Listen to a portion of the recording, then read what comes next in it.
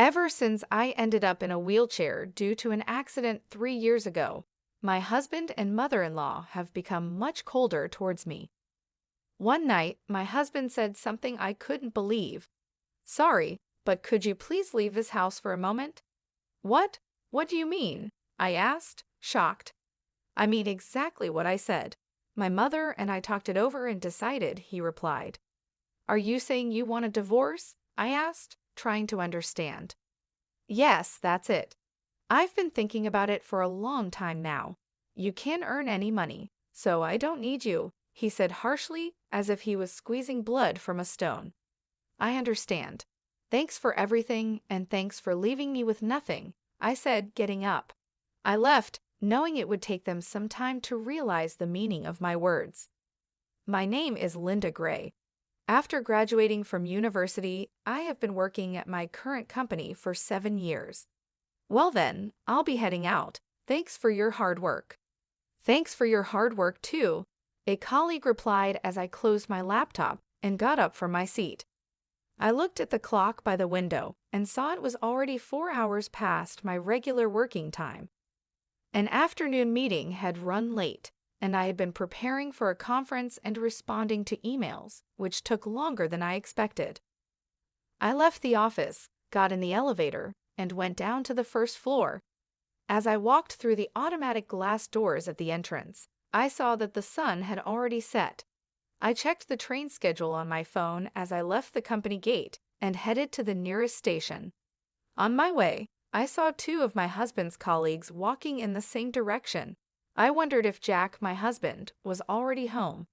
We had stopped talking about work at home recently, so I had no idea if he was busy. Talking about work at home had been making Jack cranky, so we naturally stopped discussing it. As I rode the train home, I stared out the window, lost in thought, watching the scenery go by. When I was dating Jack, we used to finish work at the same time so we could go home together. But for the past year or two, our schedules have been completely different. On the train, I noticed a young couple near the door, maybe college students, having a fun conversation about a movie they saw recently. Their happy scene reminded me of my own past, and I had to close my eyes tightly to stop the emotions from overwhelming me. "I'm home," I called out as I opened the front door, took off my shoes, and saw the neatly lined up shoes in the entrance. It seemed everyone else was already home. I heard the living room door open behind me and the sound of slippers coming closer. "Welcome home, Linda. You were late today," my mother-in-law, Jessica, said warmly.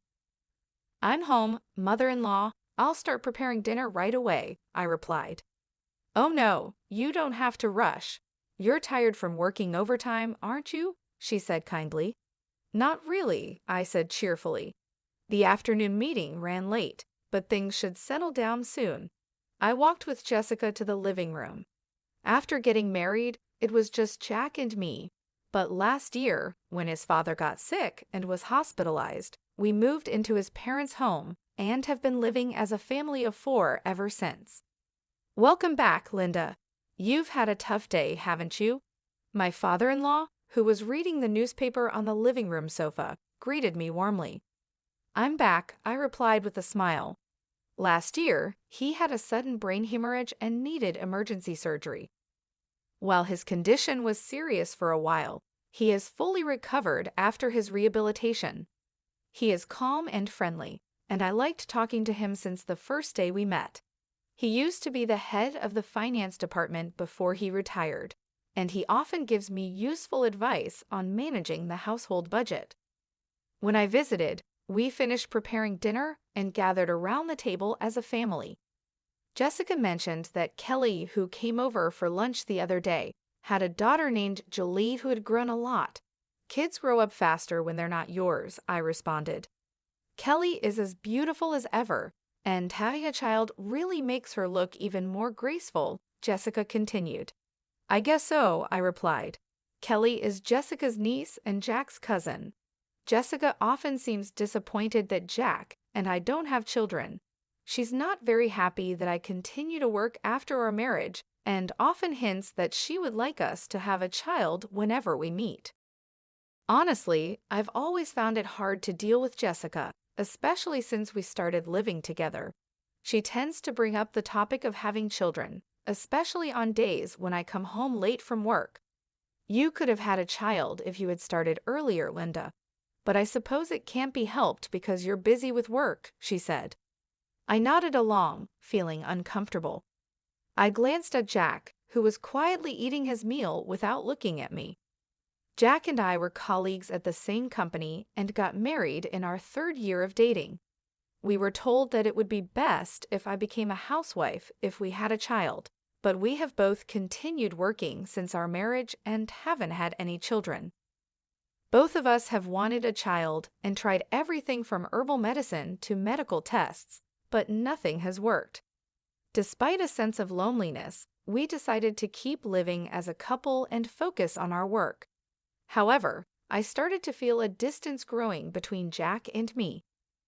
We got married out of love and promised to make each other happy, but our relationship has gradually become cold. I think it started when Jack began having trouble at work.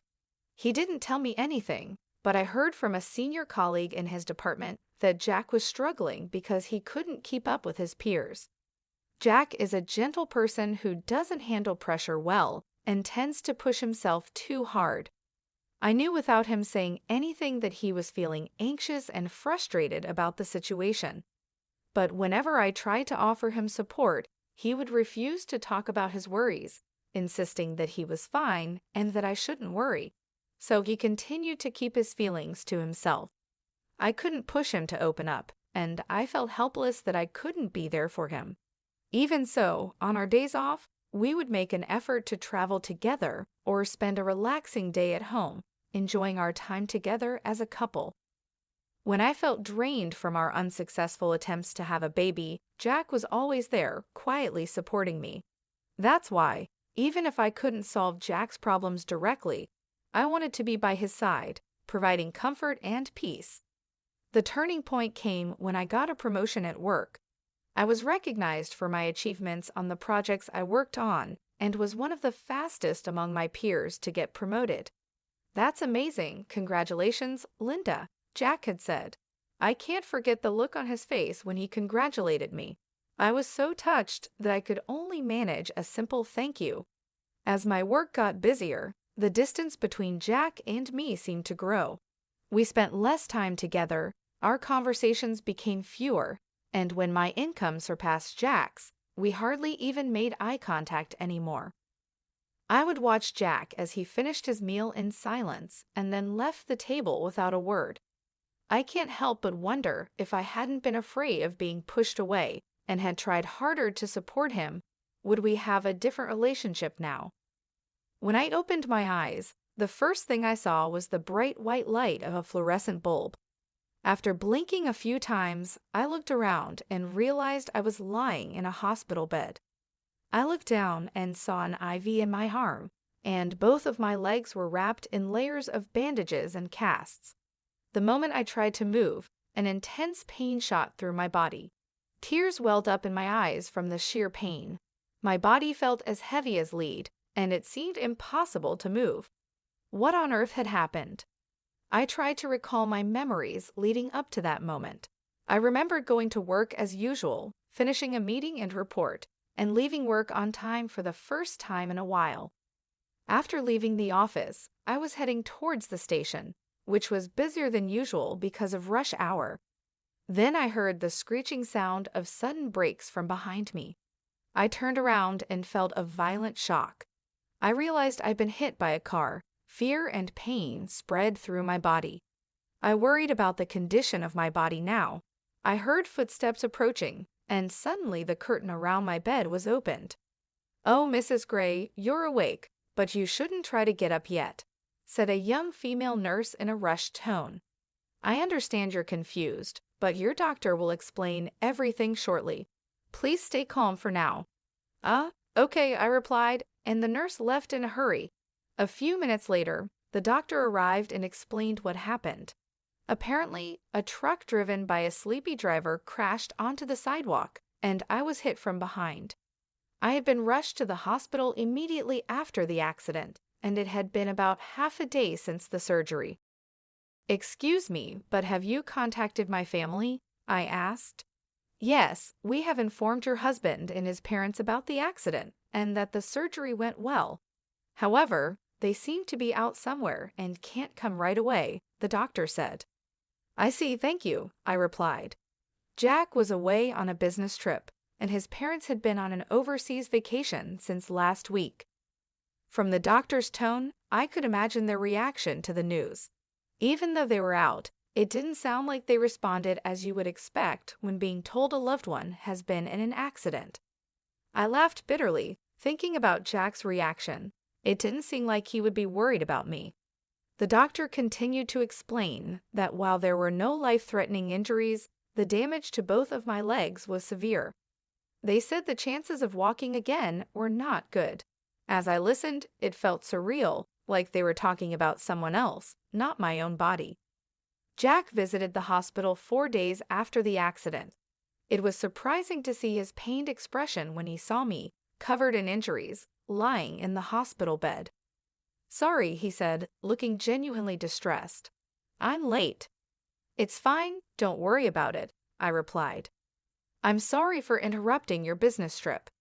It had been a while since we last talked, and the atmosphere was awkward. Our conversation stalled, and we both avoided eye contact. Jack then excused himself to talk to the doctor, leaving the room. I couldn't bring myself to call out to him and just watched him leave. It's been 2.5 years since the accident. My legs are still disabled from the accident, and I've been confined to a wheelchair. Since the accident happened while I was leaving work, I managed to stay with the company for a while, but it became too hard to continue, so I resigned about 5 months ago. Since then, I've been spending my time at home, but a few things have been bothering me. One thing is Jessica's attitude towards me. It's gotten much harsher than before. "Linda, do you have a moment?" "Yes, of course." "I'm about to head out, but could you fold the laundry for me? It's just folding, so you can do it even if you can't move your legs, right?" "Yes, please be careful on your way out." "Well then, please get it done." Ever since I started staying at home, I've been getting more and more snide comments from Jessica. She seems unhappy that her daughter-in-law is at home all day and not working. Now, every time we meet, her requests come with a side of sarcasm. I sigh as I folded the laundry. The other thing that's been on my mind is Jack's job. According to a former colleague, Jack seems to be struggling at work more than ever. He's being outperformed by younger colleagues and subordinates who joined after him. He seems to be viewed as a burden by those around him. He used to keep to himself after coming home from work, but lately he's been taking out his frustrations on me more often. Must be nice, Linda. You don't have to worry about work relationships anymore, and you get to eat without having to work. I heard from Mom that you've been lazing around all day doing nothing. I wish I could have that lifestyle just once. I no longer saw any trace of the kind Jack I once knew. His sarcastic remarks left me feeling sad for the man he had become. One night, he said, "I hate to ask this, but could you please leave this house?" I was at a loss for words, unable to understand the meaning of his abrupt statement. "What? What do you mean?" "I mean exactly what I said. My mom and I have talked it over and decided." I turned to look at Jessica, who was sitting next to Jack. "Linda, ever since you quit your job, you haven't contributed to the living expenses or helped around the house. You've just been staying at home all the time. To be blunt, it's a nuisance for you to stay here any longer," she said. I don't. Don't you think it's rude to live off others without making any contribution to their household?" Jessica continued, a triumphant look in her eyes. Jack remained silent, avoiding eye contact with me. "Jack has a tough job too. Just because you're married, he doesn't have to support you anymore," she added. I looked at Jack, who was staring down. "Jack is asking me to leave. Is this your way of saying you want a divorce?" "Yeah, that's it. I've been thinking about it for a long time," he replied. So after all this time, you have no feelings left for me. Why would there be? Of course not, Jack said, his words spilling out like a flood. Do you know how miserable I feel every time I see your face? You must have looked down on me, thinking you were better than me every day. It felt like the threads of our relationship were unraveling one by one. I tolerated you because you were contributing to the household expenses, but things have changed now. You're just someone who neither works nor has money, he said, clenching his fist, his words cutting like a knife. I don't need you now that you can't earn money. The last thread snapped. I understand, I said. For the first time, Jack looked at me. But I have a condition. All the divorce procedures will be handled through a lawyer. If you agree to that, I will pack my things and leave within the week. Sure, that's fine, right, Jack? Jessica said. Jack nodded silently. Well then, that's how it is, Jack, I said, jolting him out of his silence. Thank you for everything up until now, and thank you for leaving me with nothing, I said before walking out. A few days had passed since I left the house. When I checked my phone, I saw a call from Jack. I stared at the screen for a few seconds before picking up. Yes. Linda, I'm sorry. Could you please come back? He said. What's this all about all of a sudden? I asked, surprised by his change of heart. I heard from my dad that even after you quit your job, you've been covering our living expenses. You've been investing since you were working, haven't you? And now you're able to cover living expenses with the money you make from dividends, Jack said, his voice tinged with regret. Yes, that's right. So what? I responded, not sure where he was going with this. I left the household budget to you and my dad, so I didn't know anything about our finances. I thought we were living off my income, but now I realize we were mostly living off yours. I really regret saying such terrible things. I'm sorry, Jack continued, his tone softer, almost pleading. After we got married, we merged our finances, and I began investing my own money. My father-in-law encouraged me to invest, and he was the only one I talked to about financial management and investments. Jack never showed any interest in our finances, leaving it all to his dad and me. So, what am I supposed to do if I come back? I asked, trying to keep my voice steady. Well, my dad says that with my income alone, it's impossible to maintain the same standard of living we've had. Besides, I'm not confident that I can keep my current job for much longer. I'm struggling at work, and I don't know how much longer I can hold on, Jack admitted, his voice breaking. So what you're saying is you want me to come back so we can live comfortably? I asked, my anger rising. You really have some nerve. There was a long pause on the other end of the line, and I could hear Jack breathing heavily, trying to find the right words. The reason I never said anything before is because, even though my feelings have changed, I believed that deep down you still cared about me. But you're not the Jack I once loved anymore, I said, my voice trembling with emotion. That's not true, Jack said quickly, his voice full of desperation. I still care about you. I've just been going through a lot, and I've made mistakes. I know I've hurt you, but I want to make things right. Please come back. I sighed, feeling the weight of the years and the pain we had both endured. Jack, it's not that simple. You've hurt me deeply, and it's not just about the money. It's about how you've treated me, how you've taken me for granted. You've become someone I don't recognize anymore. I know, and I'm truly sorry. I've been a fool, and I've let my pride get in the way. I miss you, and I miss us. I want to make things right, but I need you to help me. Please, Linda, come back, Jack pleaded.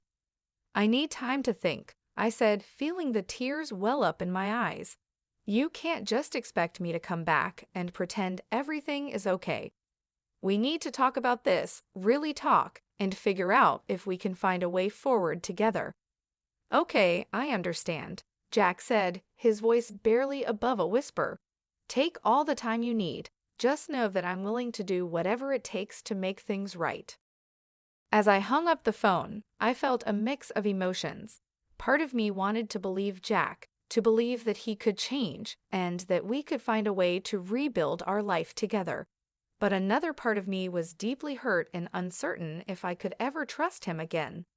I knew that whatever decision I made, it wouldn't be easy, and it would take a lot of time and effort to heal the wounds that had been inflicted over the years. "I still love you, Linda," Jack said, his voice full of desperation. "There's no need for you to say anything more," I replied firmly. "All my feelings for you have vanished. The last time we talked, I made it clear that whatever happens to you and your family from now on, I just don't care. Thank you for leaving me with no trust, no memories, nothing at all," I continued, my voice cold and unyielding. "Wait, Linda, please forgive me," Jack pleaded, his voice breaking. "I'll handle all the divorce arrangements through my lawyer. Don't ever contact me again," I said, my tone final. I hung up the phone and immediately blocked his number, cutting off any further communication. After that, the divorce process moved quickly, and I made a clean break from Jack.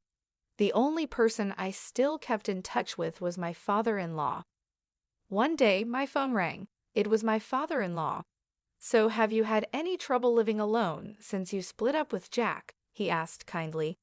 "No, not particularly," I replied, feeling a bit relieved to talk to someone who genuinely cared about my well-being.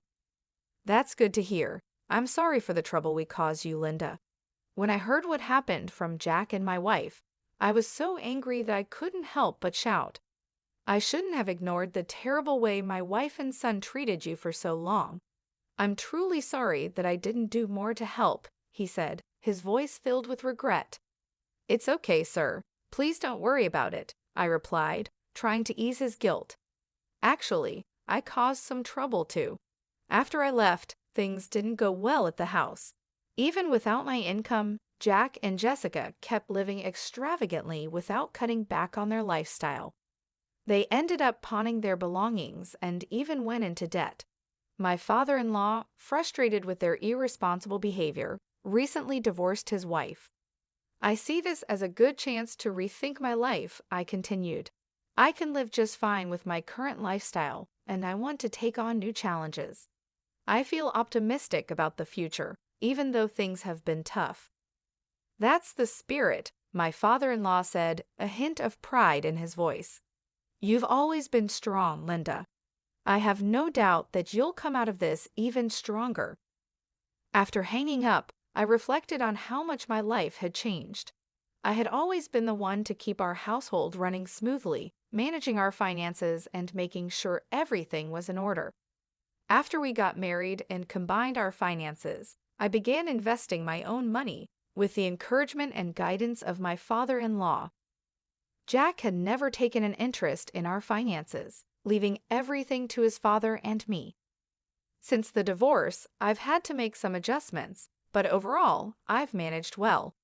I've learned to live within my means, cutting back on unnecessary expenses and focusing on what truly matters. I've also started taking on new challenges, exploring new hobbies, and reconnecting with old friends. It hasn't been easy, but I found a sense of independence and self-reliance that I hadn't realized I was missing. Reflecting on my relationship with Jack, I couldn't help but feel a mix of sadness and relief. We had once been so in love, but over time, our relationship had deteriorated. The pressure from his job, the expectations from his family, and our struggles to have a child had all taken their toll. Jack had changed, becoming someone I no longer recognized.